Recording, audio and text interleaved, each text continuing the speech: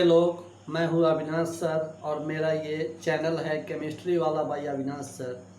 इस चैनल के माध्यम से हम आप लोगों के सामने फिजिक्स के न्यूमेरिकल्स का ये सीरीज शुरू कर रहे हैं और क्लास 10th बोर्ड एग्जाम में। अब इन क्वेश्चंस को देने का मकसद मेरा ये है कि बहुत सारे बच्चों में न्यूमेरिकल प्रॉब्लम से डर लगता है, तो उन्हें उनका डर भगाना है। ऐसे तो ये सवाल सब बन जाएगा, ये चारों के चारों सवाल एक एक मिनट में बन जाएगा, लेकिन बनाना मेरा मकसद नहीं है। मेरा मकसद है कि आप कैसे बनाएंगे ये चीज़ आपको सिखला दें। तो देखिए क्वेश्चन दिया हुआ है, the resistance of a conductor of length L and cross sectional area A is R। तो पढ़ते चले और नोट करते चले कि लेंथ कितना है, तो लेंथ है L और क्रॉस सेक्शनल एरिया कितना है, तो A है। अब ये कह रहा है if its length is double, इसका मतलब कि ये जो भी दिया हुआ है ये पहला लेंथ है L1, ये एरिया पहला एरिया है। if its length is doubled and area of cross section is half, अगर इसका लेंथ डबल किया जाता है, डबल कर दिया जाता है, इसका अर्थ हुआ कि न्यू लेंथ हो गया पहले वाले लेंथ का दोगुना, मतलब पहला वाला L है तो ये हो गया 2L, और and area of cross section is half, और क्रॉस सेक्शनल एरिया इसका सेकेंड क्रॉस सेक्शनल एरिया, बाद वाला क्रॉस सेक्शनल एरिया हाफ हो जाता है, मतलब A/2। पहला का A है तो दूसरे का A/2। तो कह रहा है then find its new resistance, नया रेसिस्टेंस क्या हो। और इसी में दिया हुआ है कि इसका रेसिस्टेंस कितना है, रेसिस्टेंस है R, मतलब पहला रेसिस्टेंस है R। अब आप देखिए ये तीन इंफॉर्मेशन है और नया रेसिस्टेंस पूछ रहा है कि न्यू रेसिस्टेंस क्या होगा, find its new resistance. R2 निकालना है और R1 दिया हुआ है, L1 दिया हुआ है, A1 दिया हुआ है, L2 दिया हुआ है, A2 दिया हुआ है, R2 निकालना है। तो देखिए हम लोग एक सुलझा लेते हैं कि फॉर्मूला, एक बार फॉर्मूला सुलझाकर हम सीख लें, उसके बाद आपको फिर इतना कुछ करने की ज़रूरत नहीं पड़ेगी। उसके बाद जो फाइनल रिजल्ट आएगा उस पर पुट करते हुए ऐसा कोई भी क्वेश्चन आएगा तो आप बना लेंगे। तो रेसिस्टेंस के लिए फॉर्मूला होता है R is equal to rho L/A होता है, therefore R1 is equal to rho L1/A1 and R2 is equal to rho L2/A2। अब देखो रेसिस्टिविटी को हम चेंज नहीं किए हैं, मतलब स्पेसिफिक रेसिस्टेंस को चेंज नहीं किए हैं। क्यों नहीं किए हैं कि वही कंडक्टर है, सेम कंडक्टर है, तो सेम कंडक्टर है तो कंडक्टर का मटेरियल सेम है, और सेम मटेरियल की रेसिस्टिविटी सेम होती है, इसलिए रो या रेसिस्टिविटी या स्पेसिफिक रेसिस्टेंस दोनों ही केसेस में सेम रहेगा। तो अब देखिए इनको कंपेयर करें तो R1/R2 इज इक्वल टू आ जाएगा रो L1/A1 और डिवाइडेड बाय रो L2/A2। तो इनटू हम कर देंगे, ये A2 ऊपर चला जाएगा और बटा में आ जाएगा रो L2, रो से रो कैंसिल हो गया।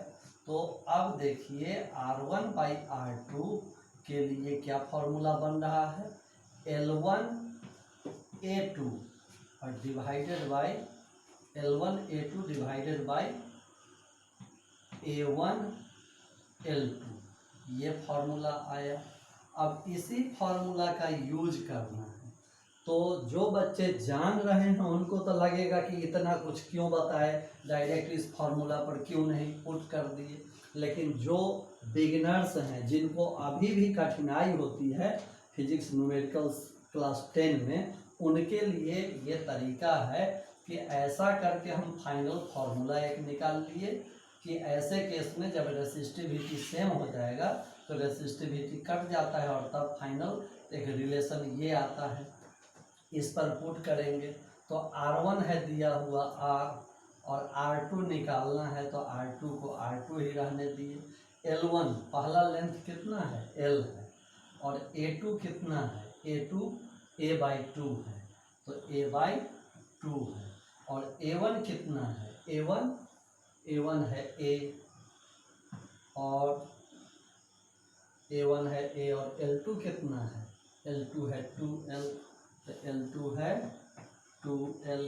अब देखिए A से A कैंसिल L से L कैंसिल ऊपर 1 बचा और R1/R2 इज इक्वल टू 1/4 या सिंपली कहिए कि R1 और R2 का रेशियो आ गया 1:4। स्लो पढ़ाने का मकसद है, स्लो बताने का मकसद है कि हर बच्चा सीख जाए और उसमें कॉन्फिडेंस डेवलप करे ताकि न्यूमेरिकल प्रॉब्लम्स इजीली सॉल्व हो सके। तो ये नोट कर लीजिएगा, वीडियो को पॉज करके मैं इसको मिटाता हूँ और अगला क्वेश्चन।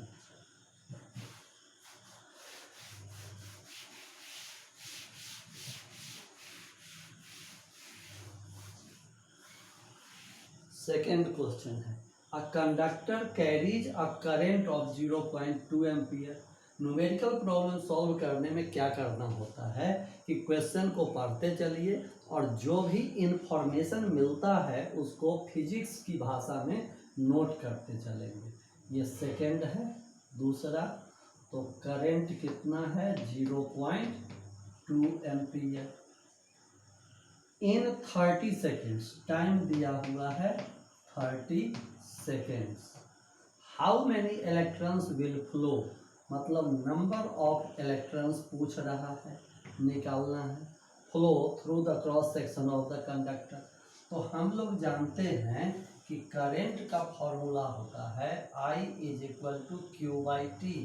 करंट बराबर rate of flow of charge या charge by time, charge by time, ये करंट का फॉर्मूला होता है। और चार्ज कितना होगा ये कैसे निकालेंगे, तो किसी कंडक्टर से होकर जब करंट फ्लो कर रहा है इसका मतलब है कि उस कंडक्टर से होकर इलेक्ट्रॉन्स फ्लो कर रहे हैं। तो करंट फ्लो कर रहा है इधर, इलेक्ट्रॉन्स फ्लो कर रहे हैं इधर, तो कितना होगा चार्ज, तो चार्ज फ्लो करता है इलेक्ट्रॉन्स पर सवार होकर, इसलिए आप बोल सकते हैं कि कितना चार्ज फ्लो करेगा, तो number of electrons into charge on 1 electron, ये हो जाएगा टोटल अमाउंट ऑफ चार्ज। एक इलेक्ट्रॉन पर जितना चार्ज होगा उसको मल्टीप्लाई कर देंगे नंबर ऑफ इलेक्ट्रॉन्स से तो टोटल चार्ज निकल जाएगा। अब इसी Ne को हम डाल दें यहाँ Q की जगह, तो फॉर्मूला बन जाएगा I = Ne/T। अब ये फाइनल फॉर्मूला है इस क्वेश्चन के लिए, सेकेंड क्वेश्चन नंबर 2 के लिए। इसमें I आपको दिया हुआ है, T आपको दिया हुआ है, E तो आप जानते ही हैं, E मीन्स इलेक्ट्रॉन पर चार्ज, तो इलेक्ट्रॉन पर चार्ज होता है 1.6 × 10⁻⁻19 कूलम। ये -19 कूलम मैग्नीट्यूड बतला रहा है और यहाँ जो माइनस लगा होता है वो चार्ज का नेचर, तो उसको लिखने की हमको कोई ज़रूरत नहीं है। तो इस तरह से अब ये हो जाएगा N = I × T, cross multiplication कीजिए, I × T divided by E और नंबर ऑफ इलेक्ट्रॉन्स निकल जाएगा। करंट है कितना 0.2 इंटू टाइम कितना है 30 सेकेंड्स और डिवाइडेड बाय 1.6 × 10⁻⁻19। अब 10⁻⁻19 को आप उठाकर यहाँ से सीधे आप ऊपर लिख सकते हैं, तो ये हो जाएगा 10⁻19। चूँकि ऊपर नीचे पावर था नेगेटिव तो ऊपर पावर आ गया पॉजिटिव। अब देखिए 30 × 60 और एक पॉइंट है तो ये 6 बचा, 6.0 और डिवाइडेड बाई 1.6, तो कितना हो जाएगा, और इनटू इसको मल्टीप्लाई कर देंगे 10⁻19 से, तो इतने इलेक्ट्रॉन्स हो जाएंगे। आप इसको डिवाइड कर लेंगे 6 को 1.6 से इंटू 10⁻19। तो वीडियो को पॉज करके सॉल्यूशन को नोट कर लेंगे। अब देखिए क्वेश्चन नंबर 3 हम लोग देख रहे हैं। अब देखिए ये क्वेश्चन नंबर 3 जो है आपको देखने में लग रहा है कि MPPMT 2013 में है, Madhya Pradesh pre medical and dental admission test 2013 में पूछा हुआ है। इसका मतलब ये नहीं कि ये क्वेश्चन कोई भारी भरकम क्वेश्चन होगा। प्रत्येक एग्जामिनेशन में 30% क्वेश्चंस जो होते हैं वो एवरेज लेवल के होते हैं। उसमें कुछ क्वेश्चन 10th से भी उठा लेता है, तो ये 10th के लेवल का क्वेश्चन है। इसको ये मत समझिएगा कि ये कोई बहुत मुश्किल वाला क्वेश्चन हम अगर आप बना लेते हैं तो इससे बहुत ज़्यादा उत्साहित होने की भी ज़रूरत नहीं है, और थोड़ा सा तो अच्छा तो लगना ही चाहिए, बन जाता है तो देखिए, if a wire is stretched to 4 times its initial length, किसी वायर को, ये वायर है, इसको 4 times स्ट्रेच कर दिए, ये L लेंथ है, अब ये इसका लेंथ हो गया 4L initial length, then the specific resistance of the wire will be. Specific resistance क्या होगा, तो देखिए इस मटेरियल सेम है। एक तो पहली बात में आप कहेंगे कि सेम वायर है, यहाँ जो मटेरियल है वही मटेरियल यहाँ है, तो मटेरियल सेम है तो स्पेसिफिक रेसिस्टेंस पर कोई फर्क नहीं पड़ेगा। अगर आप पूछेंगे फिर क्वेश्चन कि क्यों फर्क नहीं पड़ेगा, तो आप देख लीजिए कि इसका लेंथ L है और इसी को स्ट्रेच करके इसका लेंथ 4L कर दिया गया, तो ऑब्वियसली इसका क्रॉस सेक्शनल एरिया घटकर 1/4 हो गया। इसका क्रॉस सेक्शनल एरिया घटकर 1/4 हो गया। मतलब अगर इसका क्रॉस सेक्शनल एरिया A है तो इसका क्रॉस सेक्शनल एरिया A/4 हो गया। तो अब देखिए इन दोनों के रेसिस्टेंस पर फर्क पड़ जाएगा, लेकिन रेसिस्टिविटी पर फर्क नहीं पड़ेगा। रेसिस्टिविटी पर क्यों फर्क नहीं पड़ेगा, क्योंकि आप जानते हैं रेसिस्टिविटी बाय डेफिनेशन कि 1 मीटर लेंथ या आप यूनिट लेंथ भी बोल सकते हैं, और यूनिट क्रॉस सेक्शनल एरिया वो जैसे 1 metre square cross sectional area, इतने लेंथ और इतने क्रॉस सेक्शनल एरिया वाले कंडक्टर का जो रेसिस्टेंस होता है वही उसकी रेसिस्टिविटी होती है। तो आप चाहे स्ट्रेच कर दें या उसको और कंडेंस करके थिक कर दें, रेसिस्टेंस वेरी कर जाएगा, लेकिन रेसिस्टिविटी पर कोई फर्क नहीं पड़ेगा। इसलिए यहाँ आंसर हो जाएगा रिमेन्स द सेम, ये वाला आंसर होगा।